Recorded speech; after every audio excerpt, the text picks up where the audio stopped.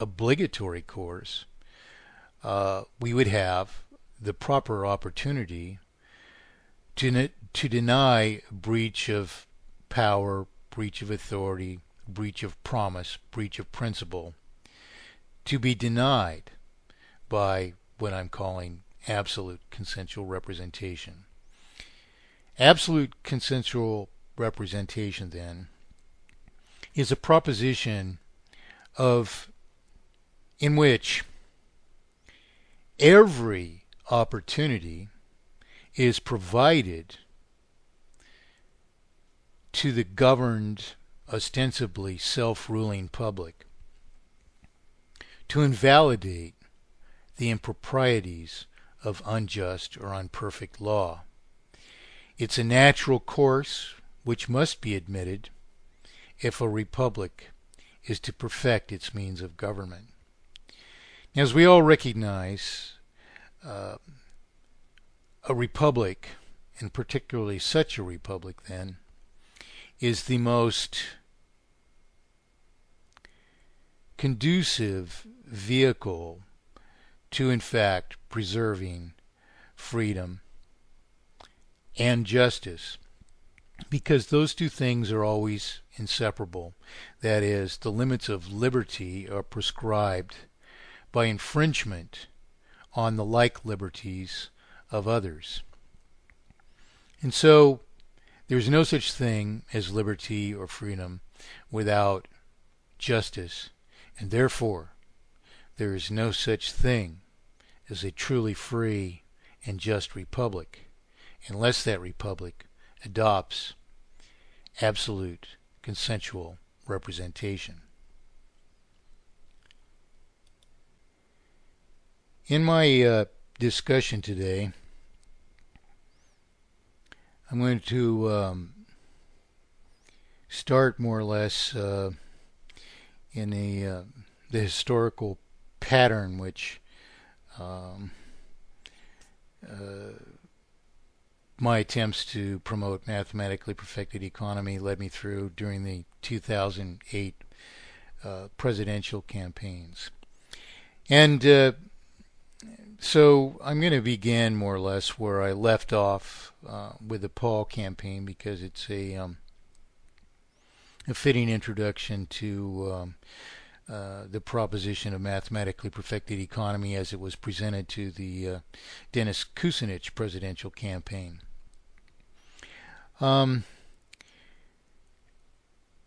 What happened,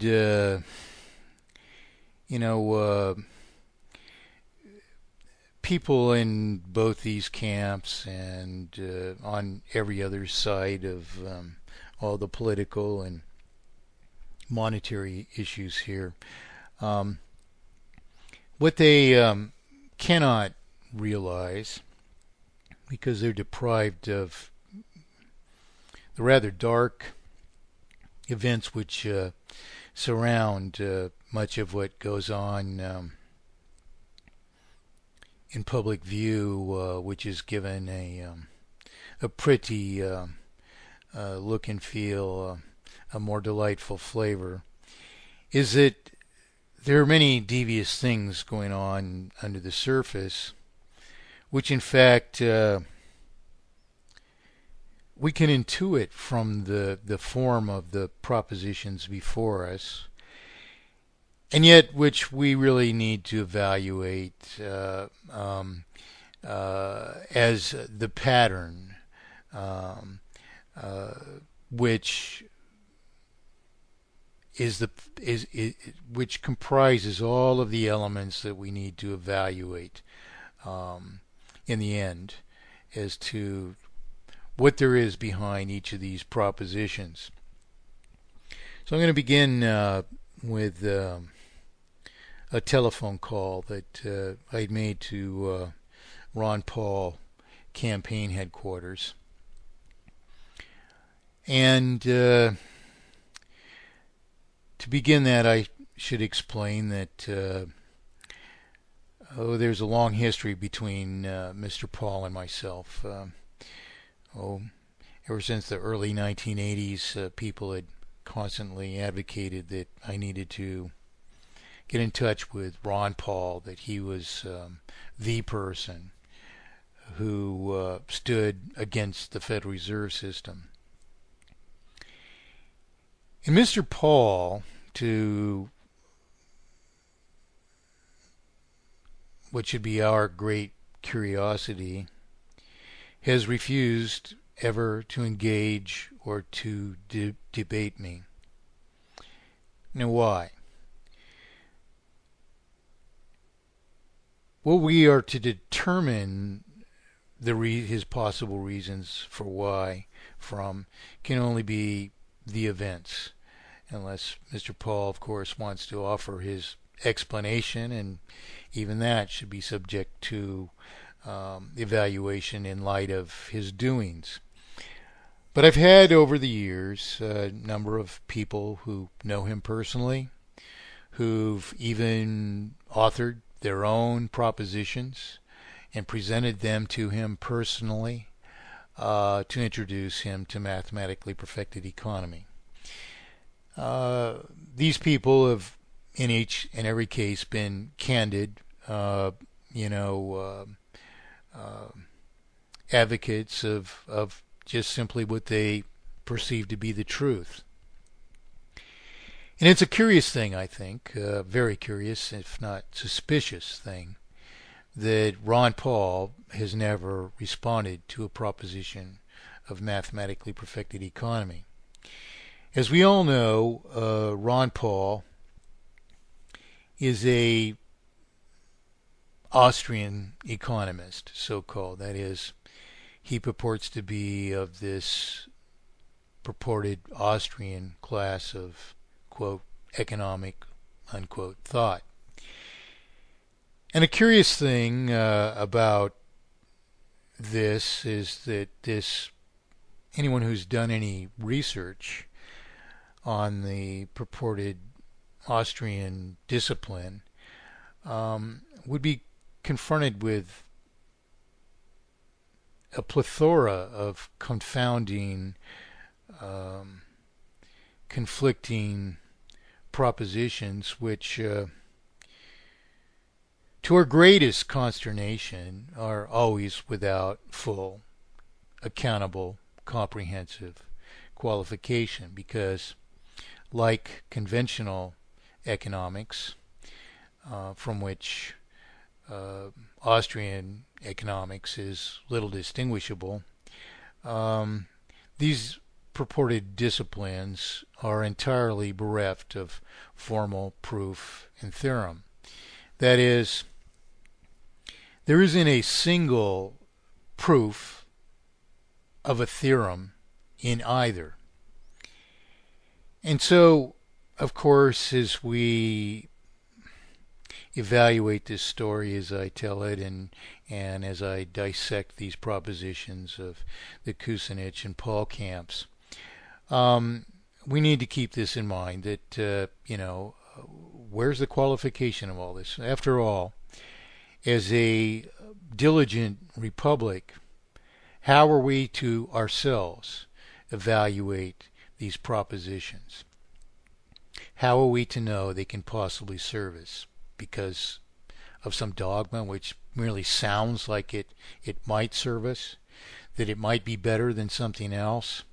Why compromise the only principles which can serve us when those principles are already declared and readily proven, and these people, on the other hand, are not even answering to those principles and a proposition, particularly a proposition of singular solution which long preceded them? These are not matters or even seeming dispositions which even are inclined to achieve representation, because evasion is never conducive to representation. Evasion is the first sign, in fact, of violation, of intention even to violate the principles of representation. Evasion, in effect, is always treason. The reason that it is such a severe crime is because it's destructive to representative process. That is, genuine representatives of the people willingly engage in exhaustive examination, evaluation, and debate of the means and objects which can serve us.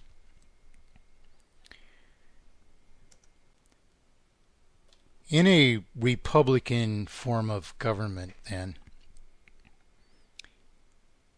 it is not just the obligation of the candidate to be fully accountable of any proposition which they advocate. It is likewise the obligation of their supporters to be fully accountable for any proposition which is advocated, because nothing less can possibly serve the principles of self-government and of just rule.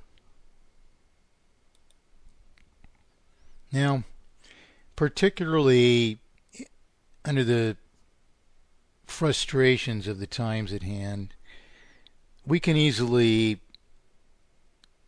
trap ourselves into thinking that we have to settle for something because that something seems itself somehow at least to be better.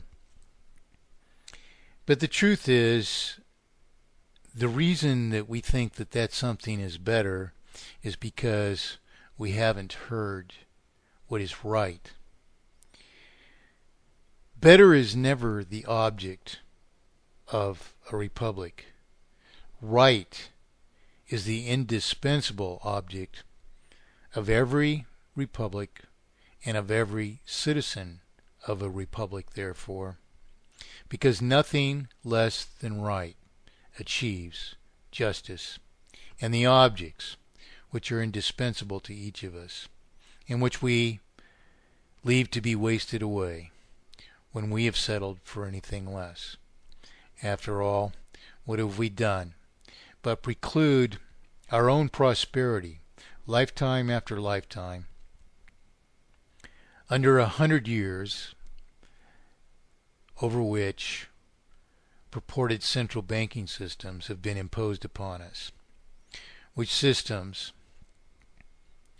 can only inflict terminal failure upon us because under their obfuscations of our currency, under their obfuscations of our promissory obligations to each other, under which they pretend to be creditors,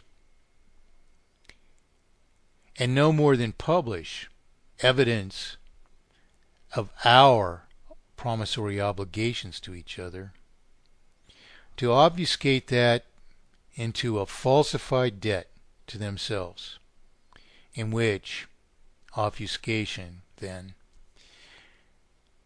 they launder all the principle which is ever created under these systems into their own possession,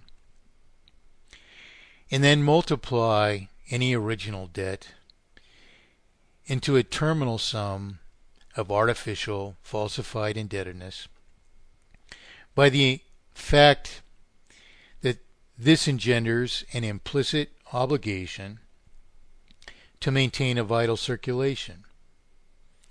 After all, this circulation is comprised at most of only the principal, which is purportedly borrowed into circulation, and which is not borrowed at all from the banks. It's created by the banking system, which never gives up lawful consideration equal to a debt.